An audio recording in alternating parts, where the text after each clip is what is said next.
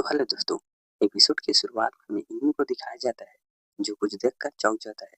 हमें उसी जगह का सीन दिखाया जाता है जहाँ पर जेरिम होता है।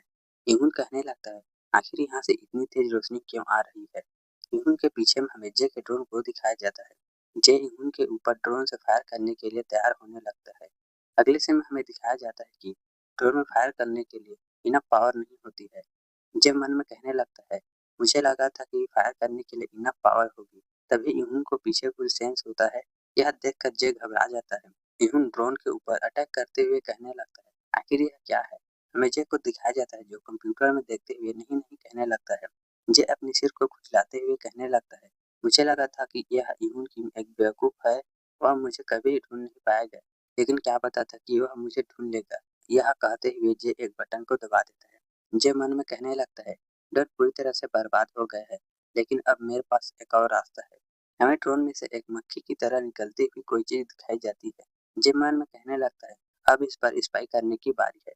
यह एक स्पाई ड्रोन है, इसे तो इहुन ढूंढ ही नहीं सकता। इहुन कहने लगता है, अभी जेरिम बहुत ही मुसीबत में है, मुझे जल्दी करनी होगी। जे मन में कहने लगता है, यह बेवकूफ कभी भी बॉस को नहीं ढूंढ सकेगा। तभी इहुन सोचते हुए कहने लगता है, हाँ मुझे याद आया, और मोबाइल को निकालते हुए कहने लगता है, हाँ मैं इहुन के आवाज को ट्रैक कर कर उसकी लोकेशन पता लगा सकता हूँ। जब मन में कहने लगता है, बस आपने तो इसके बारे में मुझे कुछ नहीं बताया। इहुन भागते हुए कहने लगता है, जिर मैं तुम्हारे पास जल्दी ही आ रहा हूँ। इहुन के पीछे हमें जे के ड्रोन को दिखाया जाता है। अगले सीन में हमें इहुन को दिखाया जाता है जो कुछ देख कर शौक हो जाता है। जिम मन में कहने लगता है, बॉस ऐसा मत करना, अपने पावर का इस्तेमाल मत करना। यह कहकर जे तेजी से जेरिम की ओर चला जाता है। यौन हंसते हुए जेरिम से कहने लगता है, तुम्हें किसी भी बात की चिंता करने की जरूरत नहीं। दरअसल मैं अंडर पर रहकर काम कर रहा था। जेरिम यौन से कहने लगता है, क्या तुम यहाँ अकेले आए हो। और मन में कहने लगता है, क्या मैं इसे यहीं खत्म कर दूं। यौन हंसते हुए कहने लगता है, हाँ मैं यहाँ अकेला आया हूँ। और जेरिम को यहाँ से चलने के लिए कहने लगता है। यौन जेरिम से कहने लगता है, मैं अंडर पर रहकर काम कर रहा हूँ, मैं इसे अकेले ही संभाल सकता हूँ। जेरिम यौन को घूर कर देख रहा होता है। यौन जेरिम से कहने लगता है, तुम जल्द ही इनके फैमिली के मेंबर बनने वाले हो। जेरिम अपने पावर को एक्टिवेट करते हुए गुस्से के साथ कहने लगता है, मैं किसी भी हैंगियोन की फैमिली को नहीं जानता, मुझे तो बस हेन चाहिए। यौन हंसते हुए कहने लगता है, मैं और यून बहुत ही क्लोज हैं। यौन के पीछे हमें कुछ गुंडों को दिखाया जाता है जो कहने लगते हैं कि क्या भाई का काम हो गया। वह गुंडे दरवाजे को खोलकर आते हुए कहने लगते हैं, आखिर भाई कहाँ है। हमें भाई को नीचे पड़े हुए दिखाया जाता है। यौन अपनी एबिलिटी को एक्टिवेट करते हुए कहने लगता है, मैंने हेन के लिए एक नया मैजिक ट्रिक सीखा है जिससे इन पर ट्राई कर कर देखा जाए। यह कहकर यौन अपने मैजिक को एक्टिवेट करके उन गुंडों की ओर फेंक देता है। यौन जेरिम से कहने लगता है, ठीक है हेन के दोस्त यहाँ से जल्दी चलो। यह सुनकर जेरिम गुस्सा होने लगता है। हमें उस जगह से तेज रोशनी निकलती हुई दिखाई जाती है। जे खिड़की से अंदर आते हुए जेरिम को ढूंढने लगता है। हमें नीचे उन गुंडों को पड़े हुए दिखाया जाता है जो रोते हुए कहने लगते हैं, मुझे कुछ दिखाई नहीं दे रहा है। यौन मुस्कुराते हुए कहने लगता है, यह मैजिक कैसा है। और मन में कहने लगता है, अगर मैं यह एबिलिटी एक्सिक्यूटर के सामने इस्तेमाल करूं तो क्या होगा। यौन मुस्कुराते हुए जेरिम से कहने लगता, क्या हेयून को यह मैजिक पसंद आएगा। जेरिम मन में कहने लगता है, आखिर यह कमीना क्या बकवास कर रहा है। जे ऊपर से देखते हुए कहने लगता, यह मैजिक सच में अच्छी है, लेकिन मुझे बॉस को पहले यून के बारे में बताना होगा। जेरिम गुस्सा होते हुए यून के पास जाने लगता है। जे घबराते हुए कहने लगता है, बॉस बॉस अभी ऐसा कुछ भी मत करना। जेरिम गुस्सा होते हुए यून से कहने लगता है, आखिर तुम यह मैजिक ट्रिक हेयून को क्यों दिखाना चाहते हो। यह सब देखकर जे के पसीने छूटने लगते हैं। यून खुश होते हुए कहने लगता है, क्योंकि हम दोनों क्लोज हैं। जेरिम गुस्सा होते हुए यून से कहने लगता है, तो तुम्हें क्या लगता है कि मैं कौन हूँ। यून सोचते हुए जेरिम से कहने लगता है, मुझे लगता है कि हैंग्योन जल्द ही मैरिज करने वाला है, तो तुम उसके दोस्त हो। हमें यून को दिखाया जाता है जो जेरिम के पास जल्द ही पहुंचने वाला होता है। दरवाजे पर हमें किसी के पैरों को दिखाया जाता है। यह देखकर यून रुक जाता है और मन में कहने लगता है, क्या यह हवा हो सकता है। यून कहने लगता है, यून उससे कुछ साल ही बड़ा है। जेरिम गुस्सा होते हुए कहने लगता है, और हेन का क्या। यून सोचते हुए कहने लगता है, क्या तुम हेन के बारे में कह रहे हो। यून हंसते हुए जेरिम से कहने लगता है, हाँ उसने मुझसे वादा किया है कि अगर मैं नंबर 1 हीरो बन जाऊंगा तो वह मुझसे मैरिज करेगी। यून रुकते हुए कहने लगता है, जेरिम मैं यहाँ आ गया। हमें जेरिम को दिखाया जाता है जो यून को मुक्का मारते हुए कहने लगता है, अपना मुंह बंद करो। जेरिम को ऐसा करते हुए देखकर यून शौक हो जाता है। यून गिरते हुए मन में कहने लगता है, आखिर यह सब क्या हो रहा है, और दूर जाकर गिर जाता है। जेरिम यून को मुक्का मारते हुए कहने लगता है, इन मुझसे मैरिज करने वाली है, समझ गए कमीने। यून जेरिम को रोकने के लिए उसके पास जाने लगता है। यून नीचे पड़े हुए मन में कहने लगता है, मैं योन जोई नंबर 1 हीरो कैंडिडेट आखिर इस हालत में कैसे आ गया। यून घबराते हुए योन से कहने लगता है, मैं तुम्हें यह बताना भूल गया कि वह फिजिकली बहुत ही स्ट्रॉन्ग है।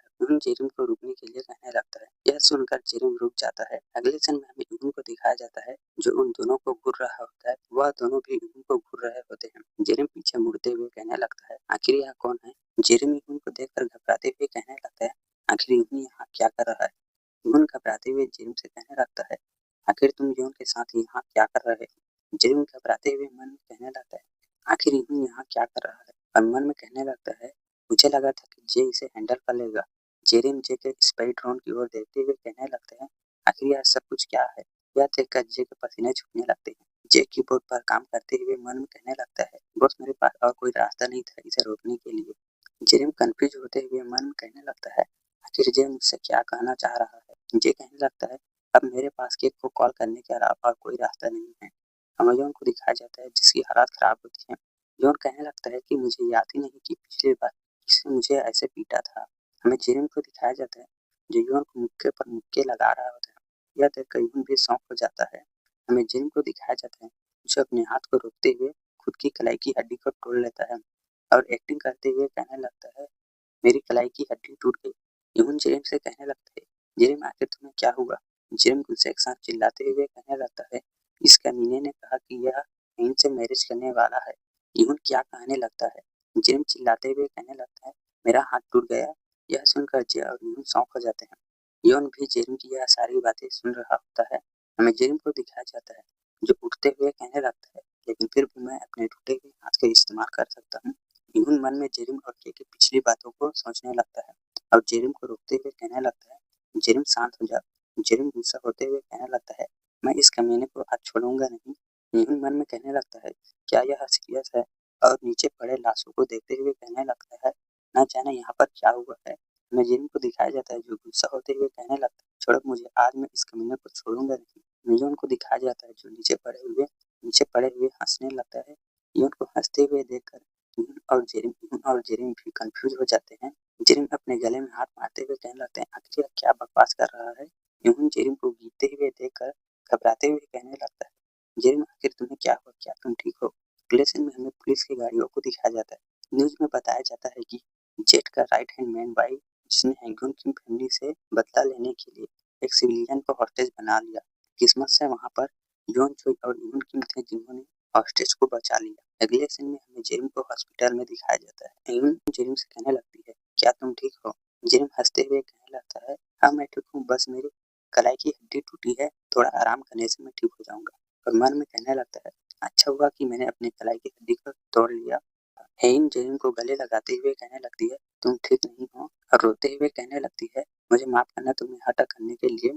जेरिन हेइन को पेट करते हुए कहने लगता है, नहीं नहीं यह सब कुछ ठीक है। हेइन रोते हुए कहने लगती है, यह सब कुछ मेरे हीरो फैमिली के कारण है। जेरिन हेइन को शांत करते हुए कहने लगता है, नहीं नहीं ऐसा कुछ नहीं है, मैं हॉस्पिटल में थोड़ा आराम करने के बाद ठीक हो जाऊंगा। हमें पास्ता का सीन दिखाया जाता है जहाँ जेरिम योन को मार रहा होता है। हमें योन को दिखाया जाता है जो नीचे पड़े हुए हंसने लगता है और यून कार करते हुए कहने लगता है, हाँ मैंने बैकअप के लिए और हीरोज को बुला लिया है। अगले सीन में हमें हॉस्पिटल का सीन दिखाया जाता है जहाँ पर हेन भागते हुए जिम के पास जाने लगती है। हेन जिम के पास बैठी हुई होती है, तभी दरवाजे को खोलते हुए फादर-इन-लॉ लोग अंदर आ जाते हैं। मदर-इन-लॉ कहने लगती है, जिम क्या तुम ठीक हो। फादर-इन-लॉ फल को देते हुए फिर कहने लगते हैं, जिम मैं तुम्हारे लिए फल लाया हूँ। जिम कहने लगता है, आखिर ये लोग यहाँ कैसे आ गए। मदर-इन-लॉ जिम को इस हालत में देखकर घबरा जाती है और गुस्सा होते हुए कहने लगती है, मैं उन विलनों को छोड़ूंगी नहीं जिन्होंने मेरे फ्यूचर इन लोग को इस हालत में पहुंचाया है। इन कहने लगती है, मॉम फलों को तो भी देखो। फादर-इन-लॉ भी गुस्सा होते हुए कहने लगते हैं, मैं उन एग्जीक्यूटरों को छोड़ूंगा नहीं।